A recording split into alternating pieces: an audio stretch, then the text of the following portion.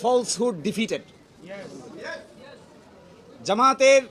জামাতের এবং বিএনপির 6 জন শীর্ষস্থানীয় নেতৃবৃন্দকে মৃত্যুদণ্ড কার্যকর করা হয়েছে। 5 জন, অন্ততপক্ষে 5 জন জেলেই কারাবরণ করেছেন, জেলেই মৃত্যুবরণ করেছেন। দুনিয়ার ইতিহাসে এটা নজিরবিহীন নির্যাতনের শামিল। জনাব এটিএম আজহারুল ইসলাম সাহেব সৌভাগ্যবান, তিনি ন্যায় বিচার পেয়েছেন, আল্লাহ তাআলা তাকে বাঁচিয়ে রেখেছিলেন। তাই আমরা এটাও মনে করি এই রায়ের মাধ্যমে সিন্ডিকেটেড ইনজাস্টিসের অবসান হয়েছে। আমরা এটাও মনে করি এই রায় ঘোষণার মধ্য দিয়ে বাংলাদেশের আদালতের মর্যাদা সমুন্নত হয়েছে।